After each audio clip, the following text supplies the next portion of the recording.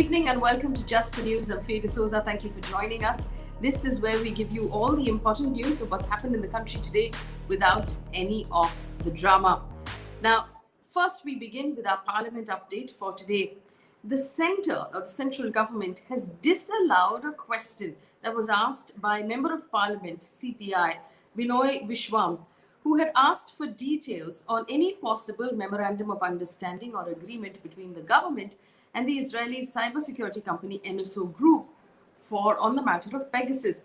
Now, the government denied answering such a question, saying the matter is subjudice, which means that it is right now before a court and so it cannot be discussed. Mr. Vishwam has made a statement to the press, and this is what he has said. He said, I asked 3 questions of the Ministry of External Affairs. The number of MOUs the government has signed, whether those MOUs are with foreign companies and are being used for terror activities or for cybersecurity, whether the government has entered these MOUs with the NSO group in order to curb terror activities through cybersecurity. He also went on to say that the question was filed 2 weeks ago. It was only listed on the 12th of August, and later he was informally informed that the question will not be admitted because the matter is now before the Supreme Court. Basically, all members of Parliament from all parties are allowed to ask questions of the government. They have to register the question that they want to ask with the respective ministry, and it is answered during the session in Parliament. Also, Lok Sabha on Friday passed the Taxation Laws Amendment Bill, which basically amends the Income Tax Act 1961 and does away with the practice of retrospective tax. I explained this yesterday. This is during the UPA government, when Pranab Mukherjee was the finance minister, he introduced a tax law that retrospectively applied to deals that had happened before the law had changed. That was called the retrospective tax. There were many companies that were severely hurt by it, specifically Vodafone and Khel, and they went to international arbitration with the government on it. And this law remained as such. The law has now been changed by Lok Sabha. It has to pass through Rajya Sabha yet. The bill basically says that no tax demand will be raised in future on the basis of the retrospective amendment for any deal of Indian assets that was taken before 28th May 2012.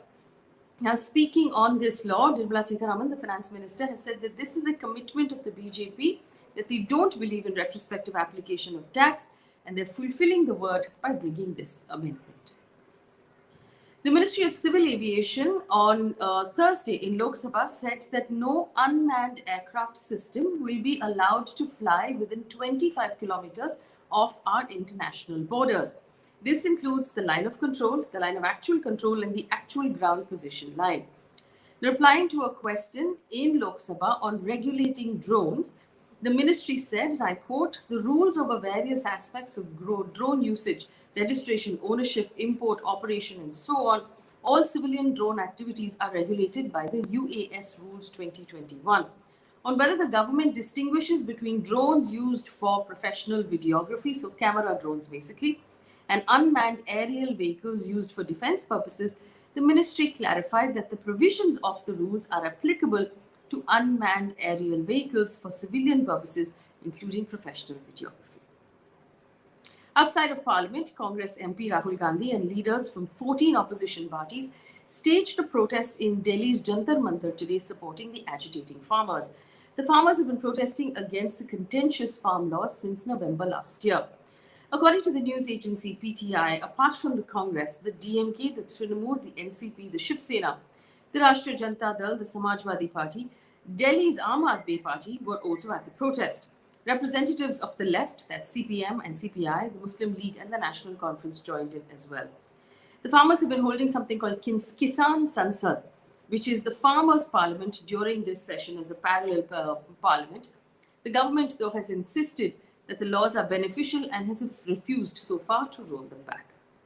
In a landmark judgment for women across the country, the Kerala High Court today has decided that marital rape is valid ground for divorce, even though it's not illegal or punishable under Indian law. Now, for our audience members who don't know, marital rape is when a husband forces himself on his wife sexually without her consent, which effectively means he raped her, but it's not illegal in our country. According to a report in Live Law, the Kerala High Court said, and I quote, a husband's licentious disposition disregarding the autonomy of the wife is marital rape. Albeit the conduct cannot be penalized, it falls under the frame of physical and mental cruelty. Merely for the reason that the law does not recognize marital rape under penal law, it does not inhibit the court from recognizing it as a form of cruelty to grant divorce. We therefore are of the view that marital rape is good grounds for divorce. The court also noted that marital rape occurs when a husband is under the notion that the body of his wife owes to him. It said in modern social jurisprudence, spouses in a marriage are treated as equal partners. The Supreme Court on Friday issued a notice to the CBI in a suo motu case pertaining to the death of Judge Uttam Anand, the additional district sessions judge in Jharkhand's Dhanbad. The judge, you'll remember we told you last week, was knocked down by an auto rickshaw when he was on his morning walk. It was later discovered through the CCTV cameras that it was a deserted road at 5:30 in the morning. The auto rickshaw actually aimed for him from what it appeared like on the camera. According to the PTI and the bar and bench, the court said during the hearing that there is a new trend to malign the judiciary when favorable orders aren't passed in favor of high-profile people. The Intelligence Bureau and the CBI aren't helping the judiciary at all. When judges complain, they don't respond. This is the Supreme Court of India. According to PTI, the Supreme Court also termed serious the incidents of judges being threatened and asked state governments to file status reports on the security they're providing to judicial officers. The bench told Attorney General Venugopal that several cases which involve gangsters and high-profile persons, there are instances of judges getting threats and abusive messages. The Jharkhand police has constituted a special investigative team and arrested the two accused who were in the auto during that incident. According to a report at PTI, Nobel laureate Abhijit Banerjee has said the central government must engage in more free spending policies like other economies in Europe and the US. Banerjee, who heads the West Bengal's Global Advisory Board, advises the state government on fighting the pandemic. He basically said that boosting the state's economy is directly related to revival of the country's economy, which is under stress because of the ongoing pandemic situation. When asked about the central government's decision to increase the tax on various items, especially fuel, he said, and I quote, "The union government has a fiscal problem. It may have more faith in balancing the budget than free spending policies.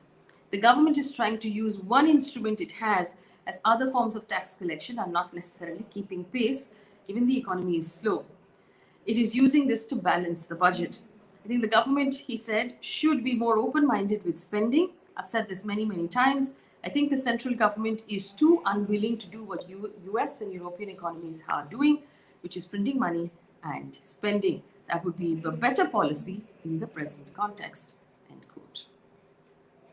The Indian Met Department on Thursday has said a fairly widespread heavy rainfall is likely over West Bengal, Odisha, Jharkhand, Bihar over the next 5 days. The IMD has also said that widespread rainfall is likely over Madhya Pradesh over the next 5 days as well. Madhya Pradesh is still in trouble though. According to Hindustan Times, more than 1,100 people have been rescued on Thursday from flood-affected areas of the state. As many as 25 villages have been submerged fully. 68 were partially underwater due to the release of water from the Kota barrage in the Chambal River on Thursday. Officials have said the situation is still tense in the Chambal division of the river, still flowing 5 meters above the danger mark. In the last 5 days, more than 55,000 people living in 493 villages have been affected by floods. More than 31,000 people have been rescued and 16,000 shifted to relief camps in Madhya Pradesh. On to COVID updates, India reported 44,643 COVID cases in the last 24 hours. This is the third straight day the country is reporting more than 40,000 cases a day. Kerala reported 19,948 cases, marginally lower than the 20,000 mark it has been hitting on a regular basis over the last week or so. The Serum Institute of India's CEO, Adar Poonawalla, has now said he's hopeful that Covovax, which is another COVID vaccine manufactured by his company in India, will be launched in October for adults and for children in the first quarter of 2022. Mr. Poonawalla has said Covovax vaccines for kids will be launched in the first quarter of next year, most likely January or February.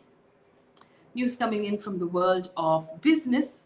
Very quickly, software as a service company Mindtickle has become the 20th Indian startup to achieve unicorn status, which it has raised a round of funding that has valued the company at $1.2 billion. Remember, a unicorn is a startup that is valued at more than $1 billion. We have 20 of those in the country right now. Mindtickle has announced that it has raised an additional $100 million in its Series E funding, led by SoftBank Vision Fund 2. The other unicorn startups, for example, are Zomato, ShareChat, or Crow, so many others. There are 20 in our country right now. India is among the leading countries in the world for unicorn startups. News coming in from across the world right now. Following a worrying attack on a Hindu temple in Pakistan's Punjab province, the Prime Minister of Pakistan, Imran Khan, condemned the attack on Twitter today. He took to Twitter to say, "I strongly condemn the attack on the Ganesh Mandir. I have already asked IG Punjab to ensure the arrest of all culprits and take action against any police negligence. The government will also restore the Mandir." End quote. This comes after India summoned Pakistan's diplomat and lodged a strong protest on the attack on the temple. Venezuela on Thursday has announced that it will remove 6 zeros from its currency, the Venezuelan bolivar, to simplify daily transactions as it continues to fight years of hyperinflation. Venezuela's central bank has said that it will now print new bills that will go into circulation on the 1st of October. It will also use a digital version of its currency. Since 2008, the government has made similar adjustments by cutting a total of 8 zeros from its currency. According to economic experts, dropping the zeros may temporarily make transactions easier, but it will not address the underlying causes of instability. An update right now from the world of sports. And this is, of course, our continuing coverage of the India at the Tokyo Olympics. India's wrestling star, Bajrang Punia, failed to book a place in the gold medal bout, losing his fight with Azerbaijan's contender in the men's freestyle 65 kg event at the Tokyo Olympics. He still has a chance to win the bronze medal. India's women hockey team lost to Great Britain 3-4, but they really won hearts all over the country. This is the first time that the women's hockey team from India reached the semi-finals at all ever in the Olympics. The Prime Minister, Narendra Modi, has announced that the Rajiv Gandhi Khel Ratna Award, which is the highest award, civilian award for sports in our country, will now be called the Major Dhyan Chand Khel Ratna Award. He said the decision was taken after getting many requests from citizens. Well, hearts were broken across the world for people who follow football. 6-time Ballon d'Or winner Lionel Messi is set to leave Barcelona after negotiations of a new deal fell through. Messi's contract expired this summer. He was expected to commit to a new contract. It was reported that he was set to accept a 5-year deal that would reduce his weekly wage by 50%. But Barcelona released a statement saying the deal did not go through because of financial and structural obstacles. Messi moved to Barcelona at the age of 13 and has progressed through the youth system to make his debut in 2003 when he was just 16 years old. In his 21-year career in Barcelona, he's helped his team win 10 La Liga titles, 4 Champions League titles, and plenty of other trophies. He has played 778 games for Barcelona and scored 672 goals. According to reports, Paris Saint-Germain and Manchester City are both eager to sign Messi, but we don't know what's going to happen yet. Italian MotoGP star Valentino Rossi has announced his retirement from the World Championship motorcycle racing at the end of the 2021 season. This comes after 26 seasons of Grand Prix racing. Rossi is the 9-time world champion, and he will now run VR46 Ducati team in a management and a coaching role. And a piece of positive news before we leave you for today: Kerala's Amala Ravindran has been included in the India Book of Records and the Asian Book of Records for playing the keyboard blindfolded while holding it upside down. She sang Malayalam songs for 2.42 minutes while playing the keyboard like this. That's actually quite sweet. One more piece of good news before I leave you for today. Our little startup, which now has 7 members, has been chosen as one among 65 independent newsrooms from across the world for a global Google grant.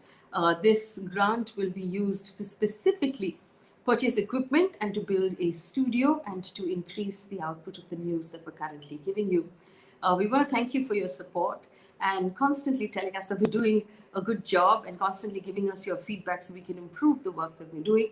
We hope that with this grant and with the work that we're doing, we're able to give you more news without any opinion that is independent and that serves the purpose of our society. Thank you for watching. Good night.